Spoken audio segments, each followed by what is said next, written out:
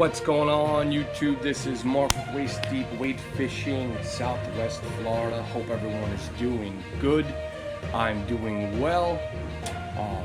It's about that time again to get that wade fishing report out there for those guys that want to get out there and slay those trout and slay those redfish and get up on some of them snow. Things are changing. Things are changing in a major way. Our water has dropped by 5 degrees. That 5-degree shift changes how everything works. And the cooler that the nights get, the cooler that water gets, the more those fish are going to move. So we're going to go into what's going to be happening over the next 2 to 3 months as far as redfish, trout, and snook. I'm going to give you some locations. I'm going to give you some tips on what type of lures we're using. And I'm going to tell you a little bit about the tides and the wind. So without further ado, let's get up on it. I'm going to drop some knowledge on you. Hopefully you can use it out there on our waters and, take home a prize fish. Well, not take home a prize fish, but catch and release a prize fish. Hopefully our season's going to be open soon, where we're going to be able to harvest some fish. I believe in 2021, supposedly, we're going to be able to take fish again. It's been closed for more than 2 years and some change, which was a good thing. The populations are through the roof. The snook population, the trout population, the redfish population has been phenomenal. So, I can't say anything bad about that. But on the other side of that, it would be nice to take a big redfish home, cook it on the barbecue, on the half shell, do a little Cajun seasoning, some dirty rice, and get down with the get down. Anyway, so let's begin. Oh, I forgot. I want to say thank you to everyone for liking, subscribing, and sharing. Again, Waist Deep is going through the roof, and it's all because of you. It's all because of people who are viewing my content, contributing, showing love, sharing my videos, and giving me the thumbs up. And without you guys, I wouldn't be able to make it. So with that being said, thank you all, and let's get right up into it. So here we go. Redfish, redfish, redfish is the talk of the town right now. Redfish are getting ready to spawn. What that means is these big bulls and big females are going to be coming in from the wrecks out in the ocean, and they're going to be coming into our passes. And when those big redfish come into the passes, those females are going to be dropping their eggs. And the tide is going to bring those eggs back out into the ocean, okay? So the whole cycle of reproduction can keep going. The flow of nature keeps moving. Now, while that's going on, the redfish are also going, after they spawn, they're going to feed, and they are going to feed heavily. Because now all of the fish, the bait fish that have been born in the summertime, which were, 1 inch to 3 inches, now are 5 to 7 inches. So there's going to be some big meals out there, and these redfish are going to be, and trout are going to be packing on the weight. So they're going to be eating on those moving tides. Those redfish and trout are going to be hitting hard, extremely hard. And the reason why they're going to be hitting hard, it's very simple. They're hungry. Okay? These particular types of fish, okay, don't want to work hard and not use a lot of energy to feed. Now, these bait fish that are out there that have been growing all summer, okay, are perfect size. So these bigger fish are going to use less energy, A, because the water is going to be colder and it's going to slow them down, and B, they're not going to be chasing after these little fish. They're going to wait in a spot where they use the least amount of energy with the least amount of resistance, and they're going to pounce upon these bigger baits. So the redfish are going to be in and out of the passes, and as it gets colder, they'll move from the passes onto the grass flats. So no longer do you have to get up at 5:30 in the morning to hit the grass flats in the wintertime.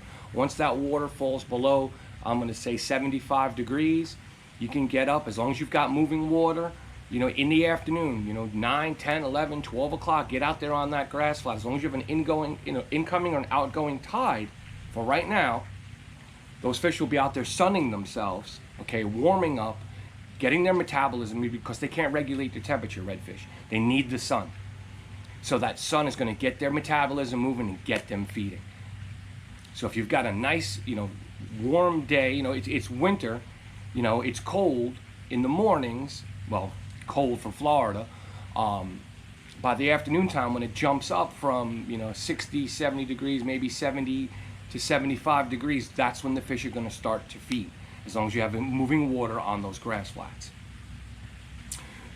So again, those redfish, and that's what we've been talking about, you've seen it on my videos, the redfish have been on fire. I'm going to go ahead and give some locations out right now. Bokeelia grass flats, again, get there on a dead low tide with a good coefficient of 70 or above. Make sure that's going to be an incoming tide with a wind coming out of the southeast or northeast. That is what you're looking for. You want moving water. Those redfish are going to be sitting in potholes, they're going to be sitting on the ledges and waiting for those big baits to get pushed in with the tide, and they're going to come out of the hole, eat the bait, go back in the hole, and let that water rush over them so they don't have to exert energy. Burnt store sandbar, aka dirty trail, aka the east wall. Phenomenal. Trout all over the sandbar.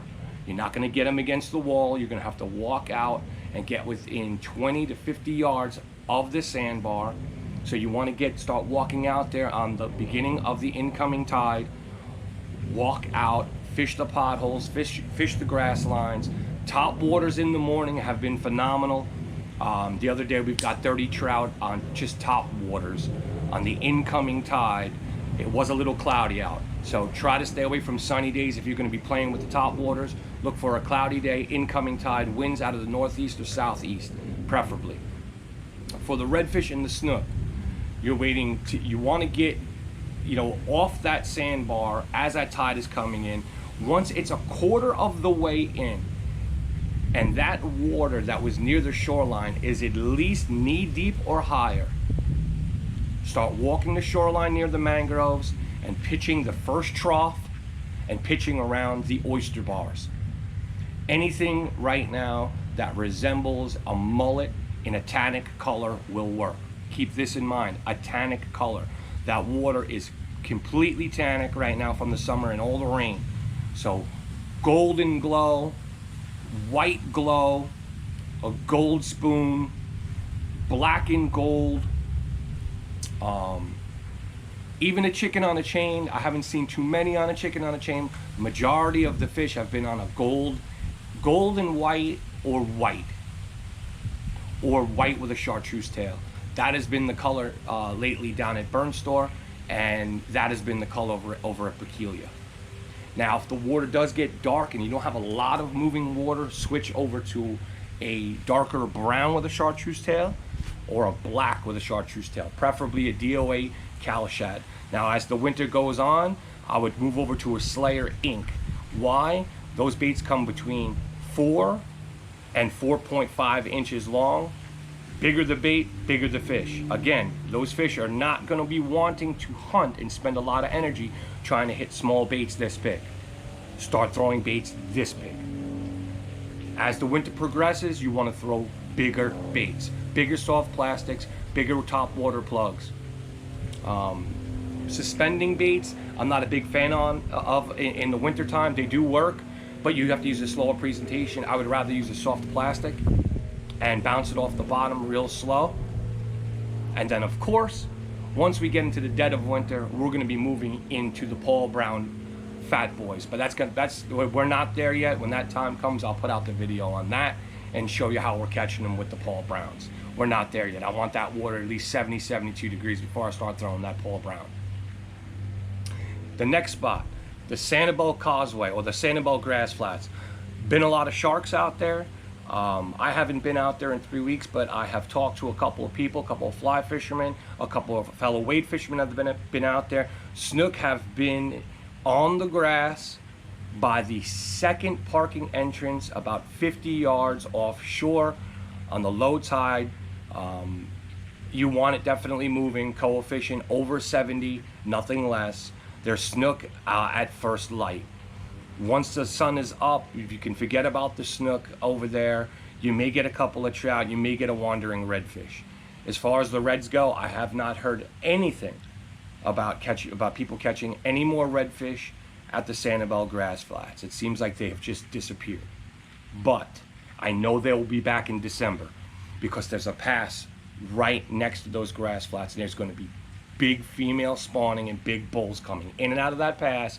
And when they're done doing that thing, they're going to come up onto the grass line. Next, beaches and piers. Fort Myers Beach. If you go down there, you know, with some cut bait, you may get a couple of pompano. I have not heard anything about sheep's head yet.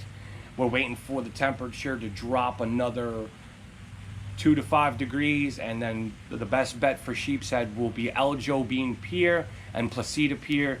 You know, using pass crabs or fiddler crabs, drop them right down to the pilings, and you'll catch pillow-sized sheep's head all day long. I'll also be doing another video on that. Other than that, as far as the flats in this area, Ding Darling, you can't really weight it, but you can fish the covert pipes, and you can use lures, you can use live shrimp. Right now the fish are starting to move into the back of Ding Darling National Wildlife Refuge on Sanibel Island. Getting reports of small tarpon being caught on the covert pipes, some redfish, some snook in the heavier tides. That will start to fill up as it gets colder. The colder it gets, the more fish will start flooding in to Ding Darling. So if you want to go check that out, look it up on Google Maps, Ding Darling National Park. You don't need a boat, you don't need a kayak. You can actually fish right from shore, okay, and have an opportunity to throw lures and throw baits at these fish. So Google Map Ding Darling National Wildlife Refuge. That's going to be one of your best bets for shore fishing over the next 2 to 4 months. If you don't have a kayak, if you don't have a boat, you don't want to get in the water and wade. And this little clinic that we put together today, our wade fishing report. I hope this all helps you guys out there doing what I love to do, getting out there, getting on those fish, doing it the purest way possible, and that's wade fishing. Use the information I gave you.